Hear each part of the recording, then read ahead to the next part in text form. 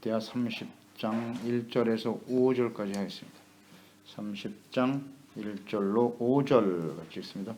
히스기야가 온 이스라엘과 유다의 사람을 보내고 또 에브라임과 므낫세에 편지를 보내어 예루살렘 여호와의 전에 와서 이스라엘 하나님 여호와를 위하여 유월절을 지키라 하니라.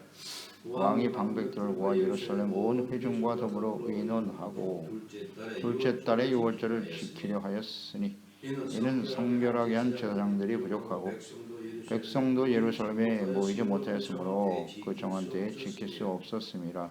왕과 온 회중이 이를 좋게 여기고 드디어 왕의 명령을 내려 브엘세바에서 단까지 온 이스라엘에 공포하여 일제히 예루살렘으로 와서 이스라엘 하나님 여호와의 유월절을 지키라 하니 이는 기록한 규례대로 오랫동안 지키지 못하였음이더라. 하나님을 위하여 지켜야 할 유월절. 성전을 청결하게 한 히스기야 하나님께 속죄의 제사를 드렸고요. 드리는 동안에 하나님의 은혜를 찬송하였고, 하나님 앞에 유월절을 지킬 것을 명령하고 있네요. 1절에 온 이스라엘과 유다의 사람을 보내 에브라임 므낫세 편지를 보내서 예루살렘 여호와의 전에 와서 이스라엘 하나님을 위하여 유월절을 지켜라 선포합니다. 유다 사람들뿐만 아니라 온 이스라엘에게 편지를 보냈어요. 에브라임과 므낫세는 북이스라엘을 대표하는 지파들이죠. 유다뿐만 아니라 이스라엘까지 유월절을 지켜야 한다고 공포한 이유는 히스기야 시대에 북이스라엘이 아수르에 의해서 완전히 멸망을 당합니다. 그때가 히스기야 시대 때예요. 멸망당하고 대부분 다 포로로 끌려갔어요. 그런 시기를 맞이하고 있었죠. 그래서 그 남은 이스라엘 백성들에게 공포한 것입니다. 너희들이 그렇게 되는 원인이 무엇이뇨? 하나님을 떠났기 때문이 아니겠는가? 하나님께로 돌아오라. 그래서 그들까지도 다 선포하고 있는 겁니다. 하나님께 돌아오라고. 이스라엘은 그렇게 많은 선지자를 보내고 말이죠. 하나님은 오랜 기간 동안 회개하고 돌아오라고 외쳤지만 우상 숭배에서 벗어나지 못했어요. 그래서 아수르에 의해서 멸망당하고 말았는데요. 그들을 하나님께 돌아올 것을 선포하고 있네요. 히스기야. 하나님의 사람임을 알 수가 있어요. 히스기야는. 이스라엘 하나님 여호와를 위하여 유월절을 지켜라. 이게 중요합니다. 유월절을 지키는 것은 하나님을 위해서 지키는 거예요. 하나님을 위해서 지켜야 한다. 하나님의 이름을 높이고 하나님을 영화롭게 하기 위해서 유월절을 지키라는 겁니다. 유월절은 애굽에서 이스라엘 백성들을 기사와 이적을 통해서 구원하신 거 아니겠습니까? 마지막 장자의 죽음을 통하여 어린 양의 피를 바른 하나님의 백성들은 이스라엘은 하나님이 지켜주셨죠. 그러니까 그 은혜를 기억하고 하나님께 감사와 찬양을 드려야 된다 하는 것입니다. 유월절 규례는 하나님의 유월절이라고 말씀하셨어요. 출애굽기 12장이거든요. 7절 이하에 보면 그 피를 양을 먹을 집 좌우 문설주와 임방에 바르고 그 밤에 그 고기를 불에 구워 무교본과 쓴나물과 아울러 먹되 날 것으로나 물에 삶아서 먹지 말고 머리와 다리와 내장은 다 불에 구워 먹어라. 아침까지 두지 말고 아침까지 남은 것은 불살라라. 이렇게 말씀하시면서 너희는 그것을 이렇게 먹을지니 허리에 띠를 띠고 발에 신을 신고 손에 지팡이를 잡고 급히 먹어라. 떠나야 되니까. 이것이 여호와의 유월절이니라. 이렇게 되어 있어요. 여호와의 유월절. 27절에도 보면 너희는 이르기를 이는 여호와의 유월절 제사라. 그러니까 항상 여호와의 유월절, 여호와의 제사 이렇게 되어 있어요. 규정하셨어요. 이날은 하나님의 날이라고.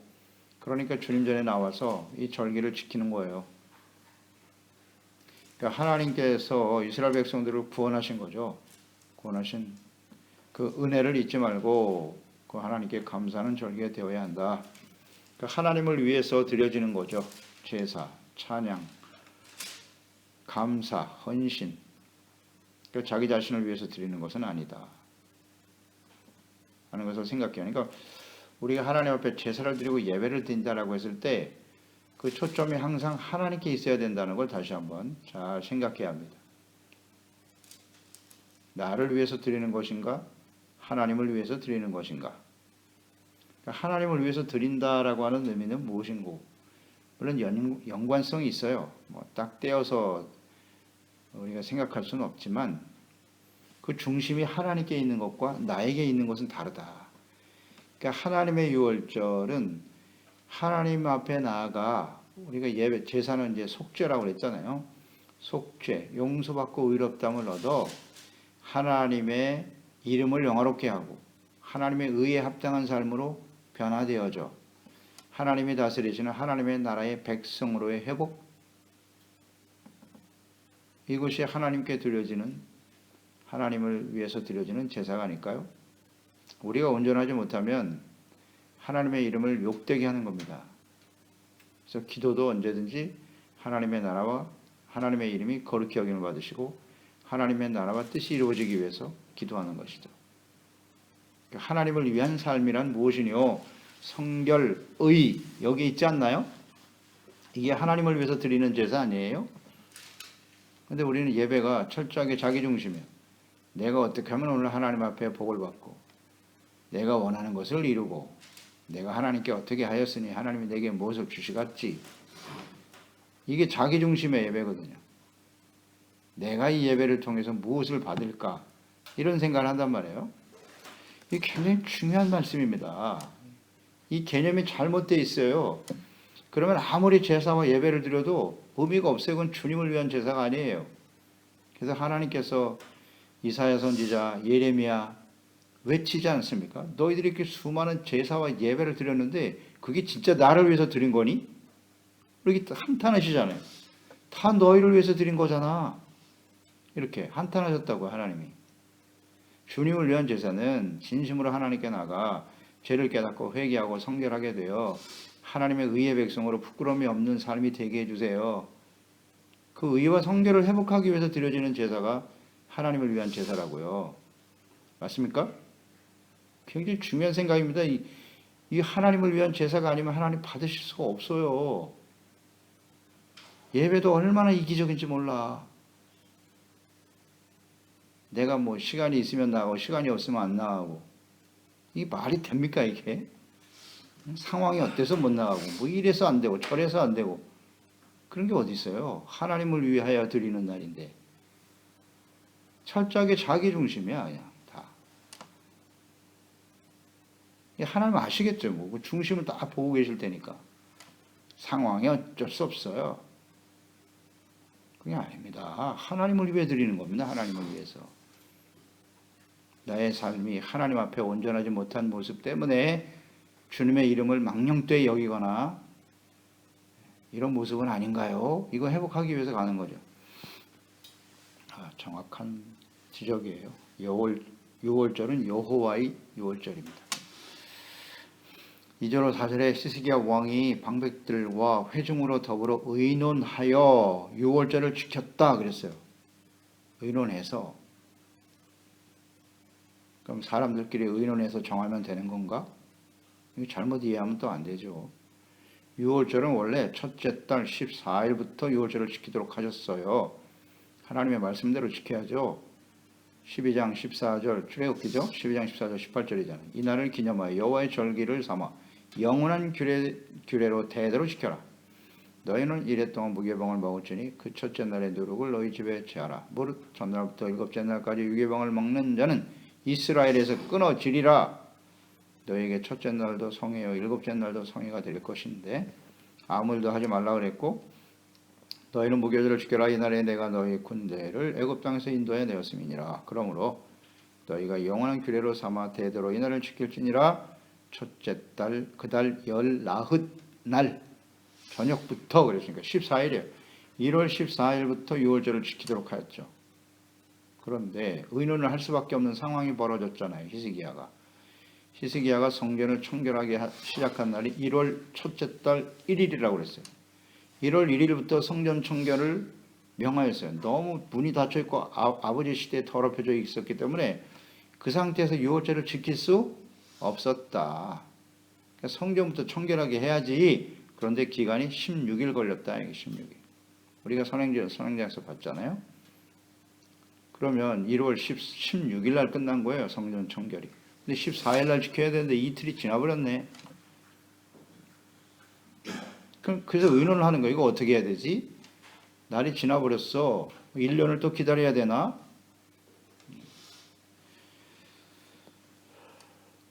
그런데 여기 중요한 것은요.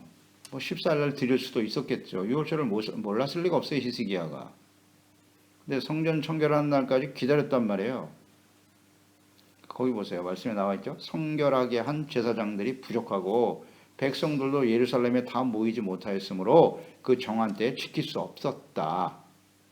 아직 성결하지 못한 상태였다는 거예요. 성전도 더럽혀졌고 제사장들도 아직 다 성결하지 못했다. 오랫동안 이 성전문이 닫혀 있었고 제사장들과 레위 사람들이 다 흩어져 있었기 때문에 사람들만 모은다고 해서 제사와 예배를 받을 수 있는 건 아니죠. 하나님이.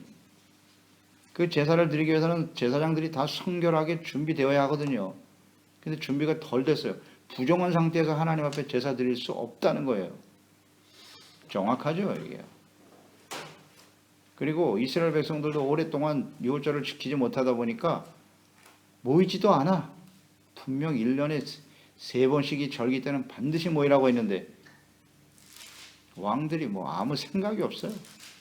생각이 없어. 히스기야 시대까지도 이 6월절을 정확하게 지키는 사람들이 많지 않았다는 거예요. 그러니 뭐 다 모이지도 않아. 모이지도 않아. 그래서 이날은 안 되겠다 해서 6월절 지키는 시기를 놓쳐버렸고 시간이 지나버림으로써 그러면 이것을 어떻게 해야 되느냐 의논했던 거죠. 의논. 그 의논이라는 건 사람들의 뜻을 모으는 게 아니고 하나님의 뜻이 어떠하죠? 이런 상태에서는 어떻게 해야 하나요? 그리스도 안에서 교회 안에서 드리는 우리가 함께 나누는 의논이라고 하는 것이 무엇을 근거로 해야 되는지를 잘 알아야 돼요. 사람들의 생각을 모으고자 모이는 게 아니에요. 의논은 교회 안에서의 의논은 하나님의 뜻이 어떠하신지 하나님의 말씀은 어떠하신지를 의논하는 것이 사람들의 생각을 모으고자 함이 아니에요. 그래서 이 의논의 결과는 뭡니까? 그러면 둘째 달 14일에 6월절을 지키도록 합시다. 이렇게 결정이 됐단 말이에요. 절기와 제사는 오직 하나님의 말씀과 뜻대로 드려야 돼요. 이거 말씀을 잘못 이해하면 안 됩니다. 오늘 본문 말씀을. 사람들을 의논해서 그러면 다음 달에 6월절을 지키기로 합시다. 그게 사람들의 뜻이었다면 하나님께서 받지 않으세요. 중요합니다. 제사와 예배는 레위기 말씀, 출애굽기 말씀 통해서 배웠죠. 철저하게 하나님 말씀대로 해야 돼요. 사람들이 의논해서 결정했다고 해서 받으시는 게 아니라고요. 그러면 2월에 6월절을 지키는 일은 히스기야와 사람들이 의논해서 임의로 결정한 것일까요? 그렇지 않죠. 하나님의 말씀에 근거한 것입니다. 6월절 때 부정한 사람들이 있다면 그 다음 달 2월 14일 날 6월절을 지키라고 하나님 말씀하셨어요. 그게 민수기 바로 9장 6절에 나와 있죠. 11절에 그때 사람의 시체로 말미암아 부정하게 되어서 6월절을 지킬 수 없는 사람들이 있었는데 그들이 그날에 모세와 아론 앞에 이르러 그에게 이르되 우리가 사람의 시체로 말미암아 부정하게 되었거니와 우리를 금지하여 이스라엘 자손과 함께 정한 기일에 여호와께 헌물을 드리지 못하게 하시면 어찌미니까 모세가 그들에게 이르되 기다려라 내가 여호와께서 너희에게 대해서 어떻게 명령하시는지 내가 들으리라.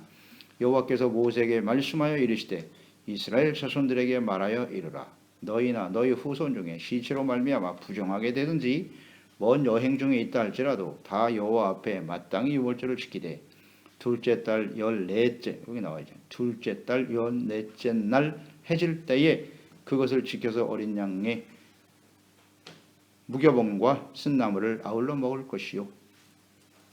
정확하게 정해 놓으셨어요. 그러니까 부정한 자는 성전에 들어올 수 없잖아요. 그래서 우리는 어쩔 수 없이 시체를 만져서 부정하게 되었는데 유월절을 못 지키면 어떡합니까? 모세에게 물은 거예요. 그랬더니 모세는 또 하나님께 묻잖아요. 어떻게 하죠, 하나님? 여행 중에 있다가 이제 돌아왔다는데 어떡하죠? 그럼 둘째 달 14일에 지켜라. 하나님 정하신 거예요, 이렇게. 그래서 이 부정하였기 때문에 성전에 못 갔다는 거거든요. 그러니까 지금 제사장들이 청결하지 못했고 백성들도 준비되지 못했기 때문에 다음 달 14일에 드리는 걸로 합시다.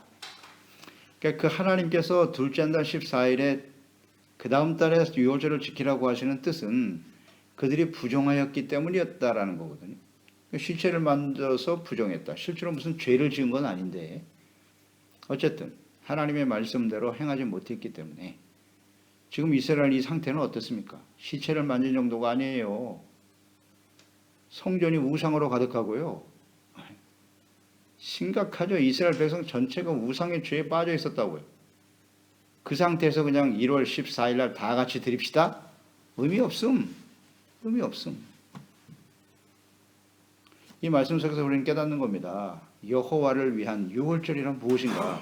하나님을 위하여 드리는 예배란 무엇인가? 그저 날짜 지키고 아무 의미 없이 그냥 지키기만 하면 되는 건가? 아니다는 거죠.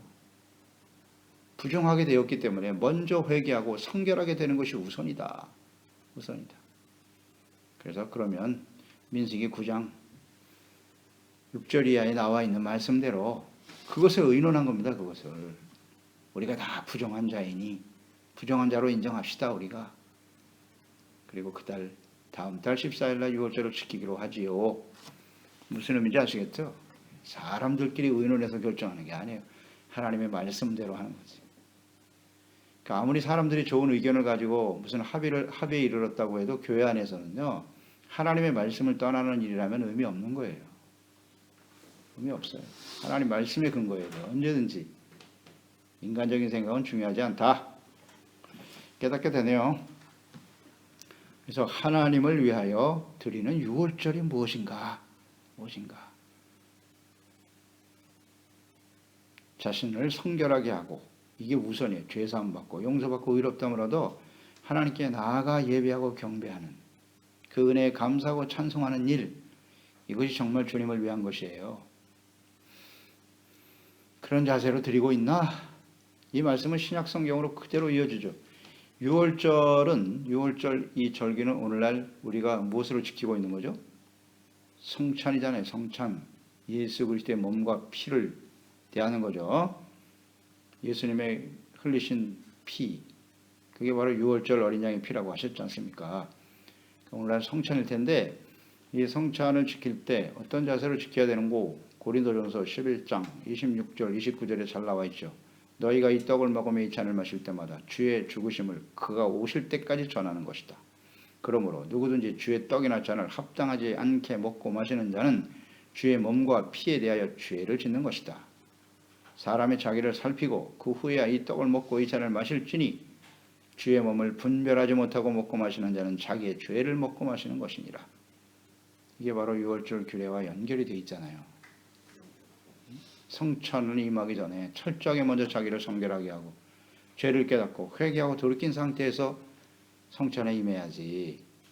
먹고 마시는 게 아니다. 그냥 먹고 배부르기 위해서 형식적인 아무 의미도 없이 먹고 마시면 오히려 자기의 죄를 먹고 마시는 것이라고 나와 있지 않습니까? 그러니까 이 성찬은 예배, 이게 드릴 때마다 이게 나를 위한 거냐 하나님을 위한 것이냐, 이걸 좀 잘 생각하고 주님을 섬기는 사람들이 되어야겠죠.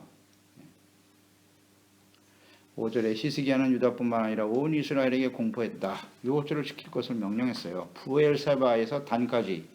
부엘세바는 남쪽 경계고 단은 북쪽 경계죠. 이스라엘 전체네요. 그래서 유월절을 지킬 것을 명하셨다. 그러니까 이렇게 묵상해 보니까요, 그 북이스라엘이 결국 돌이키지 못하고 하나님 앞에 공의의 심판 앞에 처하게 됐죠. 안 돌아오니까 계속 유다와 싸우려고 하고 북이스라엘 아수르에서 멸망하게 하셨어요. 히스기야 시대에. 그래서 우리 묵상되는 바죠. 아스와 같이 그 패역한 왕 밑에서 어떻게 히스기야 같은 이런 신실한 아들이 나왔지? 아, 그 시대가 그렇구나. 그러니까 하나님께서 북이스라엘을 멸망당하는 그런 상황이고, 그럴 수밖에 없었단 말이에요. 하나님이 공의 심판하시는 이유는 이제 그들을 하나님의 심판 다음에는 반드시 회복이 있어요. 그게 하나님 마음이지 않습니까? 성경을 통해서 우리가 깨닫는 바죠. 하나님은 심판만 말하지 않아요. 그 다음에 회복을 말씀하시거든요. 그럼 이스라엘을 회복시키려면 어떻게 해야 되지?